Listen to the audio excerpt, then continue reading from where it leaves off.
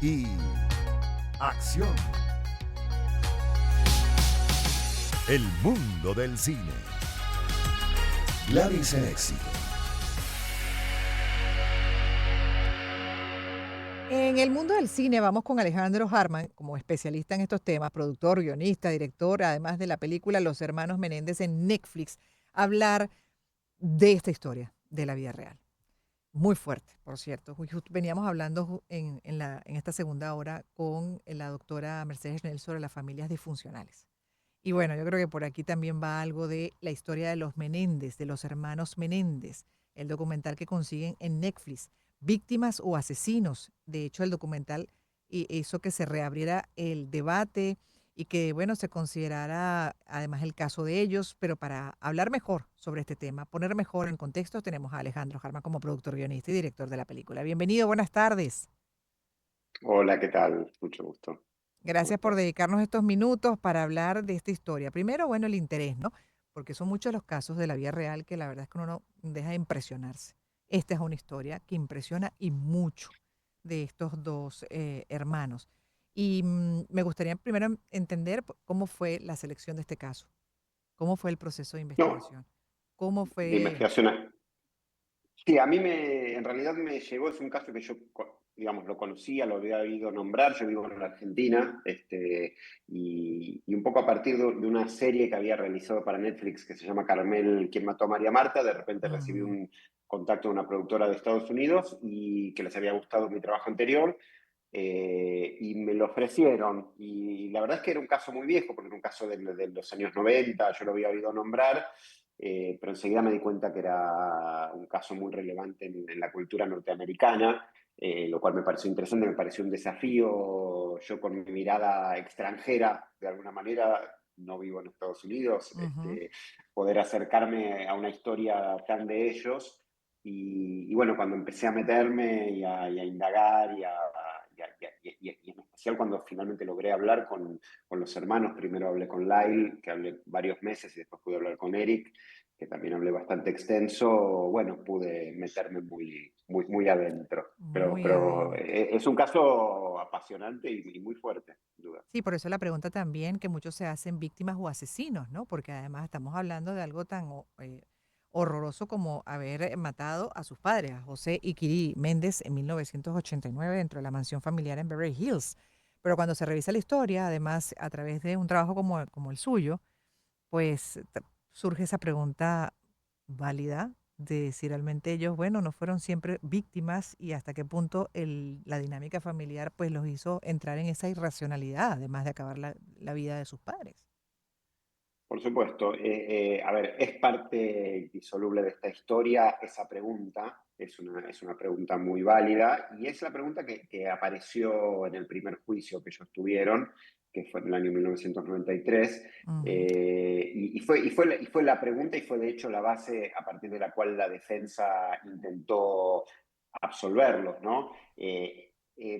Algo que es interesante es que ellos nunca negaron, al principio sí, en los primeros meses, pero luego ellos no negaron el hecho de haber sido los asesinos de sus padres. Ellos aceptaron ese hecho, ese crimen, pero la pregunta era ¿por qué? ¿Por qué había sucedido? Y bueno, lo que se desentraña, lo que empieza a aparecer a partir de la defensa de las abogadas que llevan adelante la defensa, sí. y lo que aparece en el juicio tiene que ver con eso, con la dinámica familiar y el hecho de que en realidad ellos, los dos hermanos, siendo niños y luego siendo adolescentes, fueron también víctimas de sus padres. Entonces sí, aparece esa pregunta.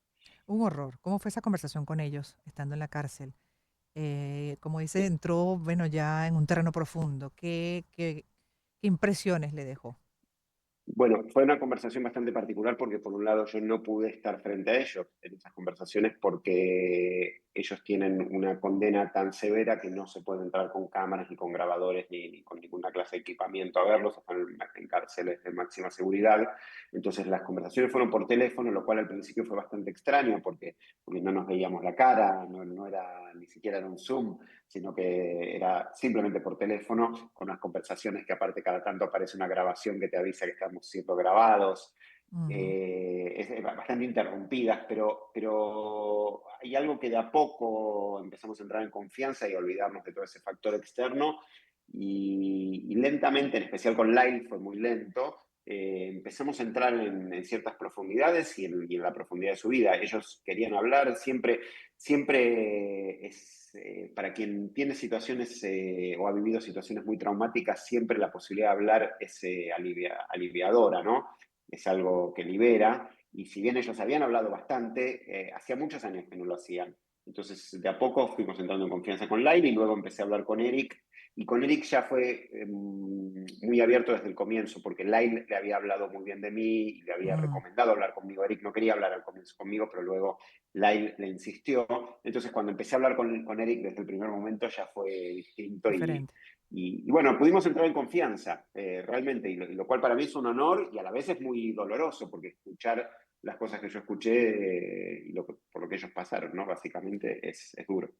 ¿Cómo hacer para mantener, aunque todo al final de cuentas tiene una dosis de subjetividad, pero tratar de mantener los juicios al margen, a un lado, dentro del desarrollo como productor, guionista, director de los hermanos Menéndez? Es difícil porque uno tiene sus ideas y tampoco está bueno, digo, olvidarse de las ideas de uno, dejarlas de lado por completo, ¿no? Pero por supuesto hay que mantener la objetividad. Yo suelo en general dudar un poco de todo.